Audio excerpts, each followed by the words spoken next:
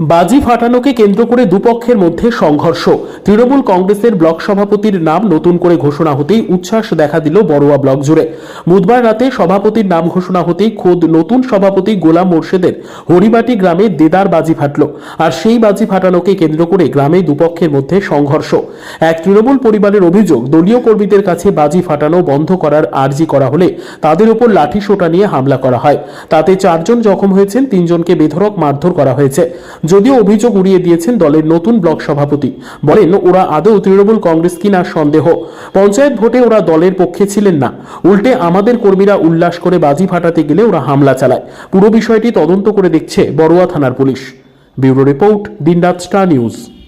লোকে ছিল, জজও ছিল এখানে।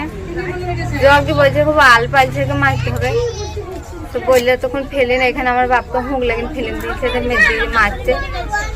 পুলিশকে জানিয়েছেন বিষয়টা? পুলিশে জানিয়েছি। আপনার নাম? আমার নাম মুর্শিদা। কতজন আহত হয়েছে?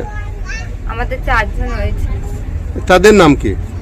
আমার মা হয়েছে হেনি বিবি, আমার বাপ হয়েছে মুর্শিদ, আর আমার বোন হয়েছে আরশিদা খাতুন, আমার নাম তারা কোথায় এখন? কাজের হসপিটালে। কালকে ঝামেলাটা কখন হয়েছিল? কাল আর 9টায় হয়েছে, 10টা হয়েছে, 1 ঘন্টা হয়েছে, 1.5 ঘন্টা। এখন কি চাইছেন আপনারা? আমাদের শাস্তি চাই, যেমনি আমাদের সব ভেঙে চলে দিতে, আমাদের যেমনি করেছে শাস্তি চাই না।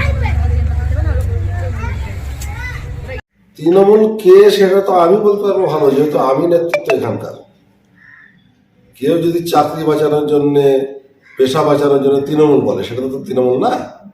তৃণমূল যারা নেতৃত্ব এখানকার তারা বলতে পারে তৃণমূল। ওরা তৃণমূল বললে হবে? তৃণমূল যদি হয় তার কোন দলের ভোট করেছে?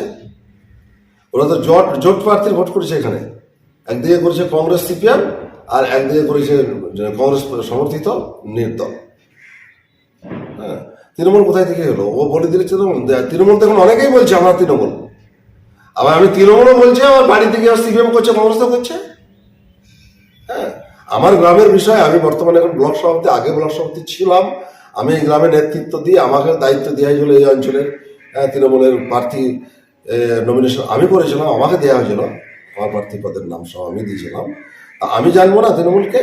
ও জানবে? এই গ্রামের কে তৃণমূল সেটা তো আমি খুঁটিনাটি চিনি, যেহেতু আমি এখানকার ছেলে। তদন্ত করবে, আর কি মেরেছে সেটা মেডিকেল রিপোর্ট বলবে। মারধর হয়ে থাকে তা নিশ্চয় পুলিশ আইনি ব্যবস্থা নেবে। আর ও যদি মার খেয়ে থাকে তার রিপোর্ট, মেডিকেল রিপোর্ট তার কোর্টে যাবে, তা আইনি ব্যবস্থা হবে যদি মারধর হয়ে থাকে। দুই পক্ষের কতজনে আহত হয়েছে?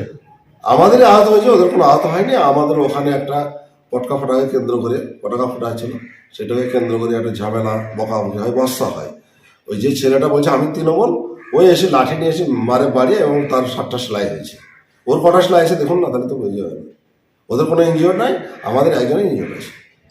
আপনারা কোনো লিখিত কমপ্লেন জানিয়েছেন? হ্যাঁ, জানিস আমরা। কজনের নামে অভিযোগ করেছেন? আমার 4-5 জনের নামে অভিযোগ করেছি।